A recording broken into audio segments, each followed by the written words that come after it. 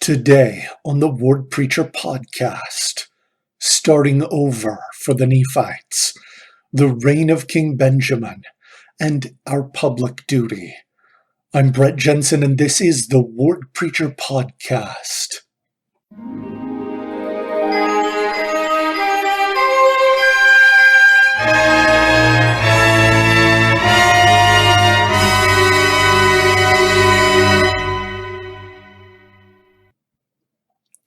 All right.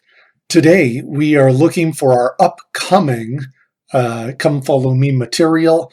Even though today is Easter Sunday, starting immediately tomorrow, we're digging right back into the Book of Mormon, and hopefully the stuff that we talk about here will be of benefit in those efforts. Starting over for the Nephites. Shortly after arriving in the Promised Land, Nephi and those who would follow him were compelled to flee from the people of Laman and Lemuel and their families and establish a new land of inheritance. And they called this new land the land of Nephi. And you can see these verses that refer to it in 2 Nephi chapter 5, verses 5 through 9. The Nephites lived in this new land, the land of Nephi, for centuries. In fact, if we look at the dates, kind of the timeline that's between when Nephi was around in this land to when it was evacuated, this is centuries. It's longer than the time from when the United States declared independence from Great Britain until now in 2020. It's a significant period of time. And you imagine centuries of tradition built up in this land. This was their home. But because of additional conflict, Mosiah, king of the Nephites, was compelled to flee from the land of Nephi. They had to leave it all behind. They went north and discovered the people of Zarahemla, another people that God had guided to the Promised Land. And the two peoples became united in this new area, the land of Zarahemla. I imagine for many of the Nephites, starting over would have been a painful process. And we can see parallels of how applicable this scenario is to what's going on right now. With the COVID-19 crisis, we see that there are people in various circumstances that are having to discover new ways of living, or maybe even in some cases, starting over. The best approach to dealing with this type of change can be found in the teachings of King Benjamin, truly one who was there throughout this whole process of having to start over. His reign largely dealt with the brunt of these efforts. So as we discuss the reign of King Benjamin, Benjamin was the son of King Mosiah, and he had become king over the Nephites. He was a leader because he did not hesitate to shoulder the burdens of his people. There were other kings that we will discuss in future reading that were not leaders. They were kings, but not leaders. They did not lead the people in doing what was necessary for their kingdom and their society. Let's look at some of the things that King Benjamin kind of explains as he's on his tower proclaiming kind of his last message as king to his people. And he kind of gives an analysis of why he's done some of the things he has. This is Mosiah chapter 2, verses 10 through 14. I have not commanded you to come up hither, that ye should fear me, or that ye should think that I of myself am more than a mortal man. But I am like as yourselves, subject to all manner of infirmities in body and mind. Yet I have been chosen by this people and consecrated by my Father, and was suffered by the hand of the Lord, that I should be a ruler and a king over this people, and have been kept and preserved by his matchless power, to serve you with all the might, mind, and strength which the Lord hath granted unto me. I say unto you, that as I have been suffered to spend my days in your service, even up to this time, and have not sought gold, nor silver, nor any manner of riches of you, neither have I suffered that ye should be confined in dungeons, or that ye should make slaves one of another, nor that ye should murder, or plunder, or steal, or commit adultery, nor even have I suffered that ye should commit any manner of wickedness, and have taught you that ye should keep the commandments of the Lord in all things which he hath commanded you. And even I myself have labored with mine own hands, that I might serve you, and that ye should not be laden with taxes, and that there should be nothing come upon you which was grievous to be borne. And of all these things which I have spoken, ye yourselves are witnesses this day. There's a lot to unpack there. If we look at the phrase that he was not seeking gold or silver or any manner of riches of you, I think that puts an important qualifier on the idea of seeking wealth. He did work hard, and obviously, as a result of this work, he had a big tower on which to stand. As a result of this work, he was able to serve his people. They had a temple at which all of the tents were pointed. These represent signs that the people were prosperous enough that they were able to construct these things. It wasn't just absolute, impoverished lean-tos or dugouts or shacks or tents. They had enough that they were kind of building larger structures. They had worked hard and obtained a degree of wealth. And that's important because this work was done to improve society, improve the quality of life, to increase the wealth of the king and his people. But the source of Benjamin's livelihood was not of the people. And that's the key. He was very careful not to lay grievous taxes on his people. He worked with his own hands to provide for himself and his family.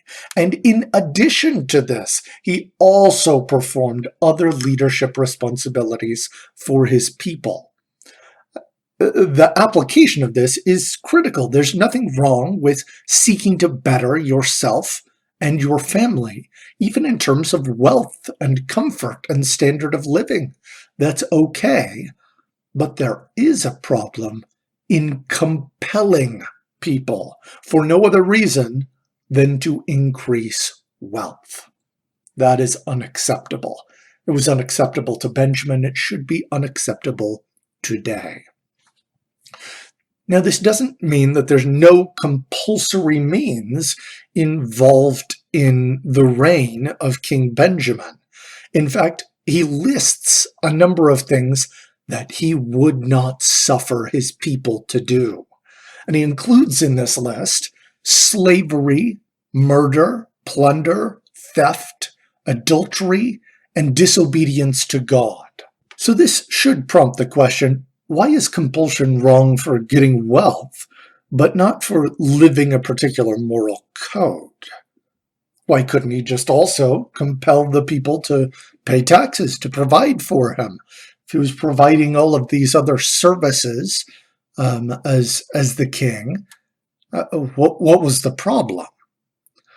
Well, Benjamin would explain the importance of spiritual protection for his people in the remainder of his talk.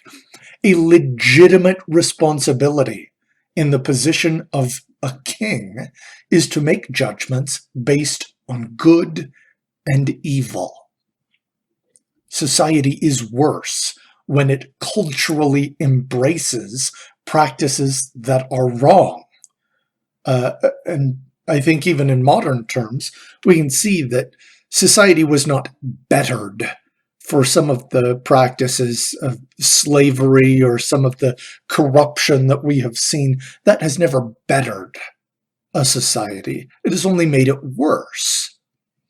And later, when kings were abandoned in Nephite society in favor of the rule of law and the voice of the people, even then the goals of the judge system, which we will talk about when we get to Alma, were to protect against the damage that could be done by a single evil king. It was in the hopes that the voice of the people, the majority of the time, would choose good over evil, and you wouldn't have situations with a really bad king, which plagued not only Nephite society, as we will look at in future chapters, but certainly the reign of kings from Saul down to Zedekiah among the kingdom of Judah. There were very few good kings. And even the best of these kings each had significant problems. Which brings us back to this point that Benjamin is making. Being able to correctly determine good and evil is more important than any other leadership role. This brings us to public duty. This isn't just something, oh, the king is this way, therefore, it's on him. There certainly is a responsibility that civic leaders have, and they will be held accountable for it. But there is an individual responsibility of every person in a society, and the goal behind all of these techniques that the King Benjamin implemented revolved around this goal. Consider a ruler who compels unnecessary taxes of his citizens. Does he not do that because of pride? He believes that he can do better with these funds than the people. He is a more responsible person than the individual that has the money. Sometimes that may even be true, but the broad compulsion to do that is not good. A ruler who allows some murder in their society undoubtedly believes that because they believe that some people in society are deserving of death. And you can see that throughout history in totalitarian regimes. You have people who are quick to identify the enemies of the state, the enemies of the people, the plague that has caused all of their woes, that some people are deserving of death. And I mean, this isn't just, in the 20th century with communists and fascists, although it is definitely there. You can see this sort of thing back in the story of Esther in Persia, where the Persians, well, at least Haman, believed that he was better than the Jews and set something up so that they could be killed because they were deserving of death. They were better than the Jews. This is obviously wrong.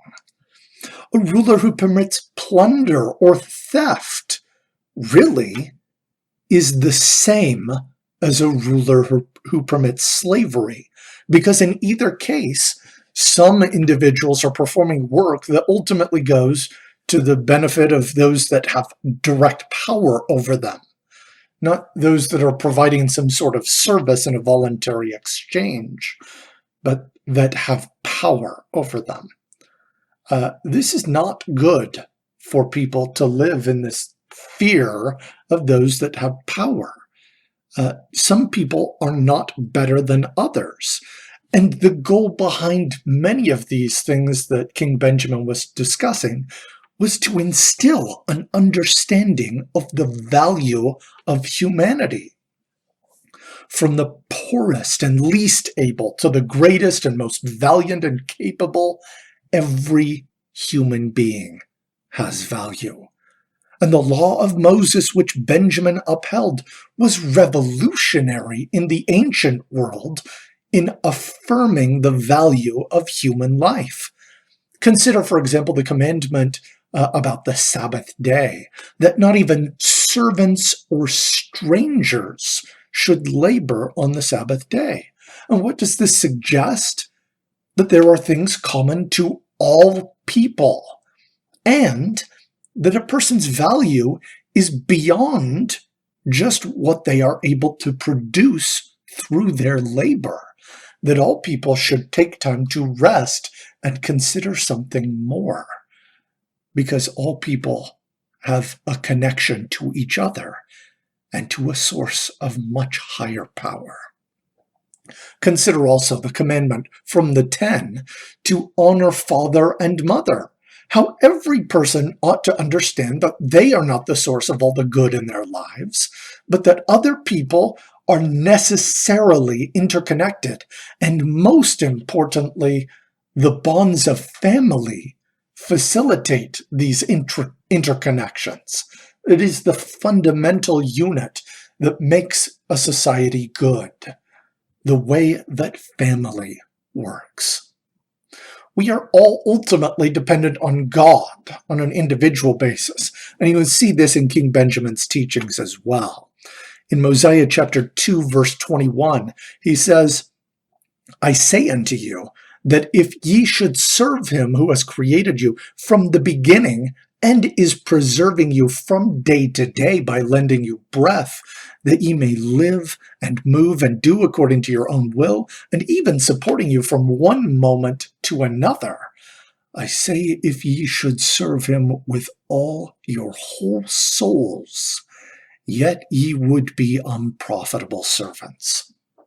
So while the law of Moses has a lot in there that is generally meant to uplift mankind and suggest the great value of humanity, Benjamin simultaneously is suggesting that humanity is, well, mostly garbage, unprofitable. Why is this discrepancy a thing? Well, we learn about that as Benjamin continues teaching. That pride is a terrible problem and also a natural phenomenon.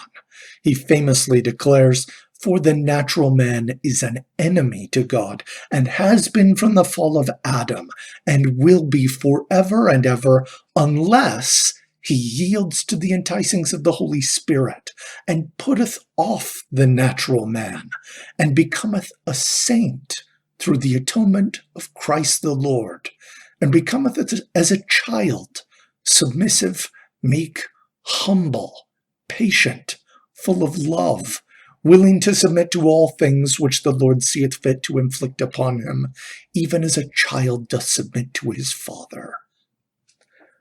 Every human life is precious, but not because of who they are now, but because of where we came from, and because of what we can become. Almost every one of the prohibitions that Benjamin enumerated can be tied to a motivation of pride. If you are proud, you might justify some of these other crimes against people who are less than you. Or you might covet something, as the 10th commandment says, that you deserve or are entitled to things that others have. This is not right. You work yourself to magnify your relationship, and you overcome your nature by realizing that you are all dependent on God.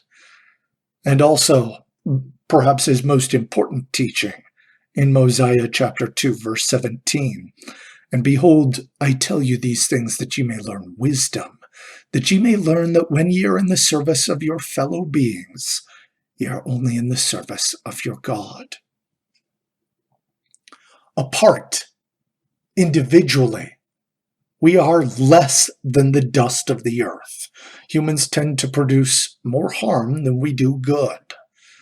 But when we stop putting ourselves above other things, and remember the two great commandments, as demonstrated by King Benjamin, to love God and to love our neighbor as ourselves, then we unlock divine power and protection.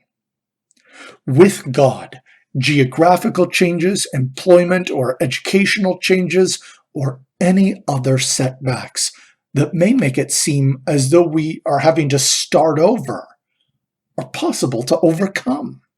The Lord's covenant path leads to a place and to circumstances greater than anything that is possible here and now. Trust Him. We appreciate all the support for the Word Preacher podcast. Next week, we will look at Mosiah chapters 4 through 6, again emphasizing King Benjamin and his teachings about our need for Christ. Of course, continue to celebrate Easter, the resurrection of the Lord Jesus Christ. It's the most significant event. And dig right back into the Book of Mormon as we prepare for the coming week and studying our Come Follow Me material. And as always, fight on.